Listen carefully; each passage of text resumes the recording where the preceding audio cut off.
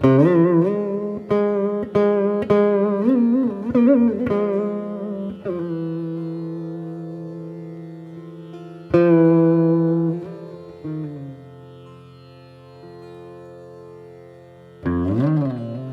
time, and really with the help of the Vaishnavas, also we can appreciate, and they're actually helping us how to appreciate all Gurudev's activities.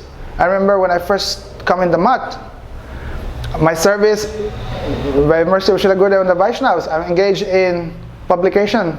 I'm doing layout for books and like that, and I'm just happy doing that.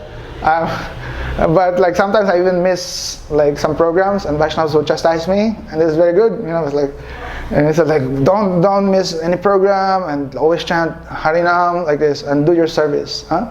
So I'm doing that. One time there was a program for Srila Gurudev.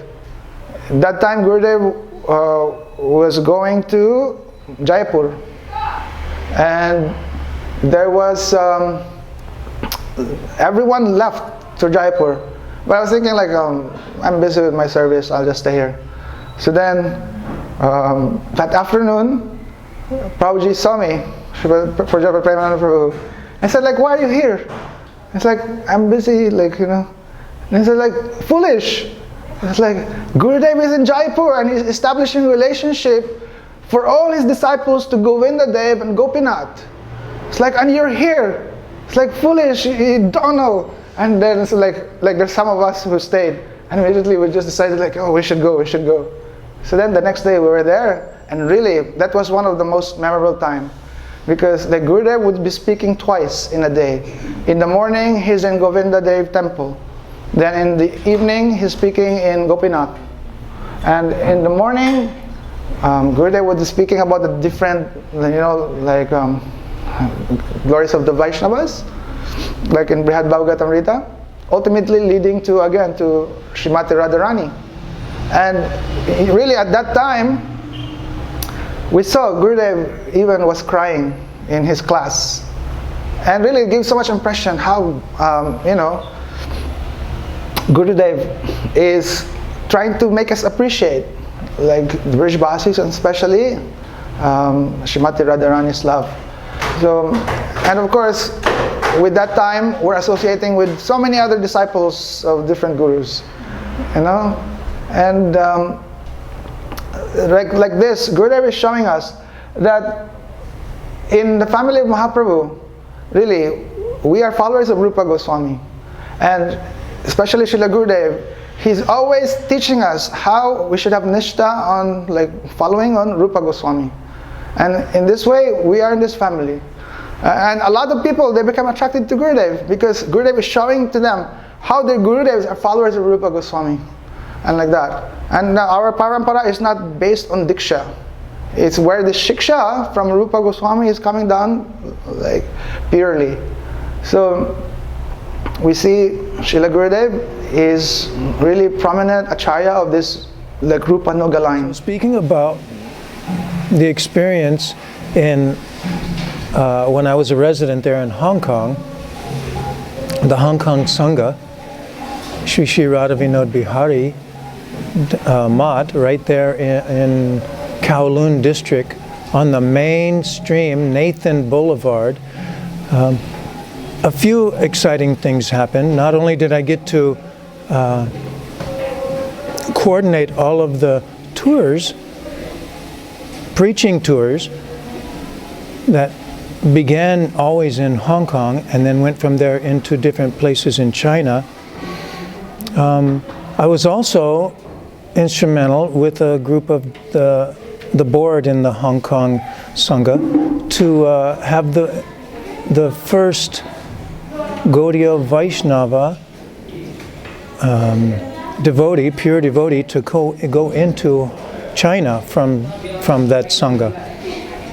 So from Hong Kong, we were able to, by the help of Jai Shri Didi, to get a passport visa for Srila Gurudev Narayana Maharaj and his 4 accompanying travelers to go in and preach in China, in mainland China, which had never happened before. None of the Gaudiya Vaishnavas acaryas had gone in to mainland China. So that was a first. We also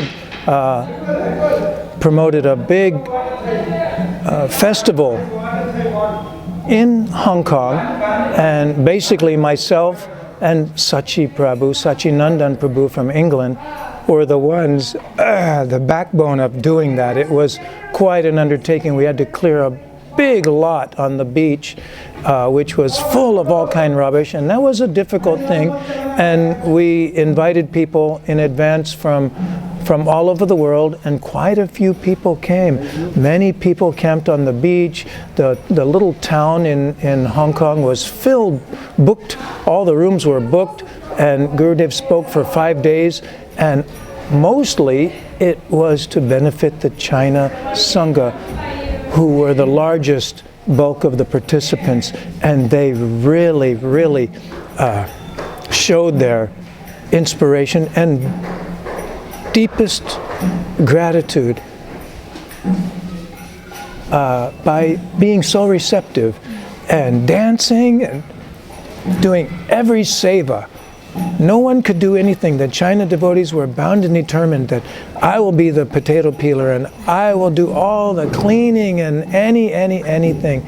And it was a very big success. Gurudev, he said that he had the fortune of listening to many disciples of Srila Saraswati Thakur Prabhupada.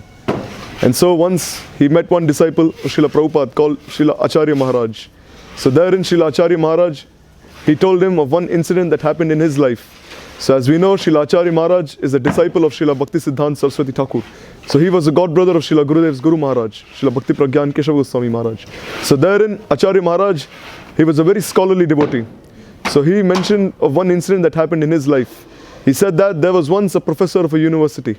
Now this professor, he wanted to especially listen to Srimad Bhagavatam from Acharya Maharaj, because Acharya Maharaj was very scholarly, especially in Sanskrit. So he knew the verbs and all the grammatical elements of Sanskrit, like pronunciation and the syllables and what they ultimately mean.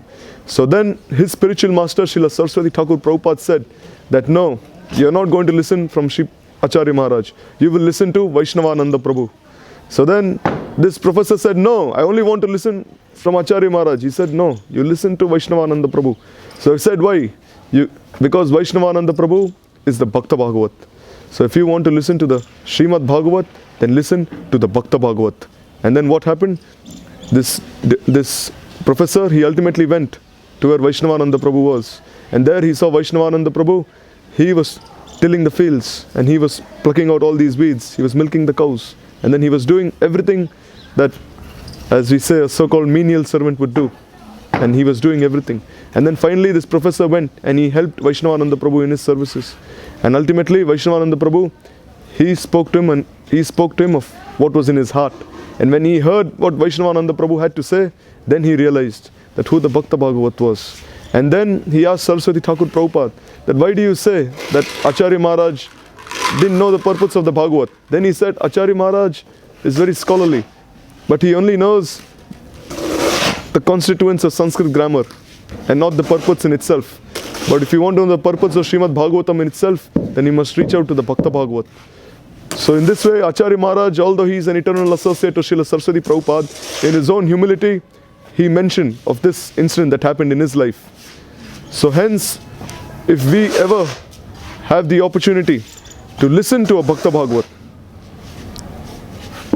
directly, or if the Bhakta Bhagavat has left our vision,